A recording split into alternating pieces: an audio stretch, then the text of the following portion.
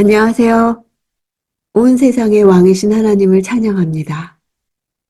오늘 본문은 시편 47편 1절에서 9절입니다. 1절 오 너희 모든 백성들아 손뼉을 치라. 승리의 노래로 하나님께 외치라. 46편과 연결되어 전쟁에서 승리하신 하나님을 찬양하라고 명령합니다. 하나님의 통치 시작을 왕의 즉위식으로 묘사합니다. 유대인들은 새로 시작되는 한 해를 하나님의 도움으로 승리하게 해줄 것을 기원하며 새해가 시작되는 첫날 신년제에서 예배 음악으로 이 시편을 연주합니다. 신약시대에 이르러서는 이 시편이 그리스도께서 승천하셔서 하늘 보좌에 앉으시는 승규의 모습을 묘사한 것으로 보고 예수 그리스도의 승천일에 이 시를 낭송했습니다. 모든 백성들이란 이스라엘만 가리키는 것이 아니라 세상의 모든 사람들을 하나님을 찬양해야 할 자들로 지적하고 있습니다. 온 우주의 왕이신 하나님께서 만민들의 환호와 더불어 왕좌에 오르시는 듯한 뉘앙스를 표현하고 있습니다. 2절 지극히 높으신 여호와는 두려운 분이시다. 온 땅을 다스리시는 위대한 왕이시다. 앞에 왜냐하면이 있어서 만민이 하나님을 찬양할 이유를 밝힙니다. 하나님은 모든 존재 가운데 가장 높으신 분이시기 때문입니다. 두려운 이 표현이 수동형으로 되어 있어 두려움의 대상이 되는 두려움을 유발하는 분이라는 의미입니다. 하나님 앞에서 인간이 느끼는 감정을 나타내고 있습니다. 3절 그분은 사람들을 우리 아래 복종시키시고 저 민족들을 우리 발 아래 두실 것이다. 여호와가 실질적인 온 세상의 왕이심을 보여줍니다. 사람들, 민족들은 이스라엘을 대적하는 모든 나라들을 가리킵니다.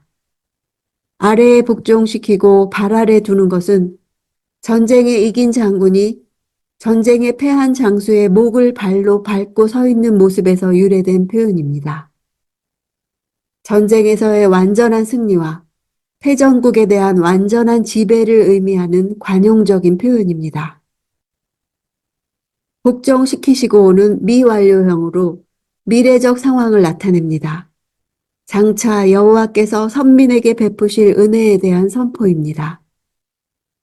이 축복은 이스라엘 역사 가운데 여러 번 성취되었습니다. 아울러 이 축복은 정치적, 군사적 측면 이상의 의미가 있습니다. 궁극적으로 그리스도의 복음이 널리 전파되어 메시아 왕국이 온전히 임하는 미래를 내다보는 예언적 선포인 것입니다. 4절 우리를 위해 유산을 선택하셨는데 그것은 바로 그분이 사랑하시는 야곱의 자랑거리다. 셀라. 유산은 이스라엘의 땅을 가리킵니다. 왕이신 하나님이 야곱과 같이 보잘것없는 이스라엘에게 머물 수 있는 땅을 유산으로 주심으로써 온 세상의 왕으로서의 능력을 보여주셨습니다. 그래서 그 땅은 야곱의 자랑거리입니다. 이 유산이 이스라엘 12지파에게 분배되었기 때문입니다. 그분이 사랑하시는 이라 표현한 것은 야곱의 공로가 아니라 하나님의 무조건적인 사랑에 의한 것임을 강조합니다. 5절 기뻐 외치는 소리와 함께 하나님께서 나팔소리 울리는 가운데 올라가셨다. 이 시편의 중심 주제 구절입니다. 원문으로 볼 때 상반절과 하반절이 각각 히브리시의 가장 기본적인 운율인 3+3으로 되어 있어서 분위기를 고조시키고 있습니다. 여호와께서 보좌에 오르실 때 연출되는 흥겨운 분위기를 생생하게 전달하는 것입니다. 하나님께서 보좌에 오르는 모습에 비유하여 언약궤를 시온산의 성막으로 올려가는 모습을 찬양하는 것이라 이해하기도 합니다. 또한 메시아 예언시로 볼 때 구원을 위해 이 땅에 내려오셨던 그리스도께서 지상 사역을 마치고 승천하시는 장면을 예언하는 것으로 이해하기도 합니다. 8절. 하나님께서 이방 민족들을 통치하신다. 하나님께서 그 거룩한 옥좌에 앉으셨다. 하나님께서 온 땅의 왕 되심을 나타내는 것은 옥좌에 앉으신 것입니다. 옥좌에 앉으셨다는 표현은 모든 나라를 향한 통치자시며 심판주로서의 면모를 표현하는 것입니다. 9절. 백성들 가운데 귀족들이 아브라함의 하나님의 백성이 돼 모여 있구나. 이 땅의 방패들이 하나님께 속해 있으니 그분은 지극히 높임을 받으셨도다. 귀족들과 방패들이 대꾸를 이루며 동일한 뜻을 나타냅니다. 이방의 귀족들, 즉 이 세상의 권력자들을 뜻합니다.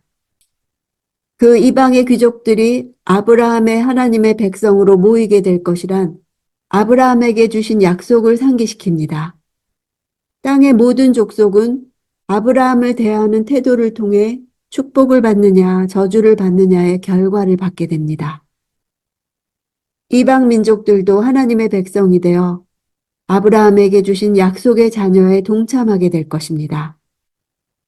아브라함도 잘못된 신들로부터 돌이켜 믿음의 조상이 되었듯 열방의 귀족들도 거짓 신들을 버리고 하나님의 백성이 될 것입니다. 하나님께서 이 땅의 모든 권력자들을 무력하게 만드실 것을 말하고 있습니다. 이 구절은 모든 나라의 백성과 귀족들이 다 같이 모여 하나님의 백성으로 세워지는 신약 사건과 그들 모두가 하나님께 속해 하나님만을 섬기는 종말론적 사건을 나타냅니다. 하나님은 신약 시대에 예수의 구원의 복음이 온 세계에 전파될 때 세계 만민이 이 복음을 받아들이고 하나님을 자신의 주로 인정하고 순복할 수 있도록 구속의 경륜을 전개해 나가실 것입니다. 여호와는 온 땅을 다스리시는 참된 왕이십니다. 여호와를 왕으로 모신다는 것은 그분의 권위를 인정하여 그분의 말씀에 무조건 순종하는 태도를 의미합니다. 하나님은 승리하셔서 원수의 목을 발로 누르고 서 있는 전사이십니다. 나를 건드리는 악한 영의 목은 이미 왕이신 하나님 발 아래에 있음을 잊지 맙시다. 우상을 버린 아브라함이 그랬듯 우리가 그랬듯 지금 하나님을 모르는 사람들도 다 하나님의 백성으로 합류하여 여호와가 왕이시라는 찬양을 한 목소리로 부를 때까지 우리는 하나님이 왕이시라는 선포를 멈춰서는 안 될 것입니다.